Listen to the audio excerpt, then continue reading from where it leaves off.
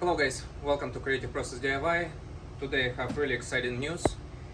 Actually, I ordered this Crinum Varigated Lilies on May 19th, paid a lot of money for it. I have, I believe here, 3 plants, and I paid just for shipping $103. Paid priority mail, and today is May 26th. This package was shipped on May 19th, and I was just checking today on USPS website, and it's still showing that this package still where it was left on May 19th. So I was really surprised. I spoke today with USPS clerk in our town, and they said they still don't have it. However, I got it delivered, very excited about it, don't know what happened with plants. So these are, as I said, Varigated Crinum Lilies, very rare plant. I was looking for it long time and I couldn't find. You can find some tiny bulbs like seedlings on eBay, but there is no guarantee that from these seeds you will get an actual variegated plant, because even per the seller who sells them, she said like it's 90% rate that you will get just a regular Crinum Lilies, which is pretty bad. So this is what I was paid for, and it looks already amazing. You see, variegation is crazy. You don't even need to open them. They're not huge, but they're not small. As you can see, clear variegation, right? And they're actually looking in better shape that I was expecting. I was expecting like this to be completely wilted and the shape to be in worse shape than they are. Look at this variegation. This is freaking crazy, yeah? Look at this. No, the bottom one. You see the white stripe? Look at this one. So as I said, I have 3 plants. I was planning to buy a huge one, like a monster one like this, but the just the shipping for it will cost me like $150, $170. So instead I ordered 3 small ones, and very happy. It doesn't matter that you see there's some broken leaves. I'm gonna cut them. It's not a big deal, but the reason why I asked the seller to leave them, so I can see that he's not sending me just a regular Crinum Lily, but a variegated plant. So here I have $254 in 3 plants, including shipping. Very exciting about it. Very excited to start propagating them, and I don't know, like part of me wants to order still huge ones, maybe 2 of them. It's gonna be probably at least like 4 or 5 feet tall from the bottom. It's a huge bulb with small babies in it, but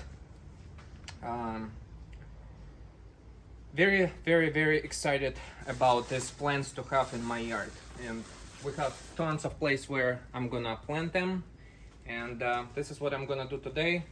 I'm gonna start cutting bad leaves like this, so we don't need them, but just you can see even on the yellow leaf, you can still see the stripes. You see the tiny ones. I'm not sure how fast it grows, but I'm hoping that it's not a slow grower because of the variegation, but it's still, I already have a decent sized plant. I'm gonna notify right now the seller because he didn't even respond to me. He probably thought that we lost the package, but I was still positive about it because, you know, he's the only one seller who sells the variegated one, and this was, I purchased from a nursery far away from Florida. I found one nursery, I believe it was in New York, and she said she is selling very cheap variegated Crinum Lilies, tiny ones, for like $20, but you have to be a licensed nursery in order to buy them, and you need to have an order a minimum of like $800, and you have to drive to New York, which is lots of miles, and I'm not willing to do it. That's why I paid so much for the shipping. So I planted all of 3 plants. As you can see, this is the space, and I trimmed it very heavily. So on this one, as you can see, I installed a support rod just because I want this to be straight, and this was leaning towards this iris. So I took pictures of all leaves that I cut from this plant because this is the most variegated one. As you can see, it does have lots of white huge stripes, and the reason why I planted this just because, as you can see here, we have a main entrance, and this is the walkway we use when we go to our gazebo that we have here. So this is a very cool piece that I want to see every day. So now I'm gonna show you the other 2. So this is the second one. Here I didn't do anything, so I just cut part of big leaves. This is what I needed to do on the other one, trying to save some of the leaves, but I didn't. On the other one I cut it very heavily. So on this one I'm expecting this plant face towards the sun, so I expect it to bend and you know, to kind of do its thing, and I don't really care how it's gonna be here. So if the main opening will be like this, also good. If it's gonna be leaning towards this side, great. If this side, also good. Here I don't really care about it. So, and the last piece I planted is here in this part of the garden, and I didn't plant to plant this plant where I have lots of variegation. As you can see here, I have, I think it's called flax lily, then I have acmea, and the good thing is here, as you can see, this is a tiny baby of this plant that is attached already to this bulb. You see the tiny one, and also there is another one here, but it's right now under the ground. I guess this is gonna be a variegated corner of this huge flower bed. Plus I also have here I think it's called Cleopatra.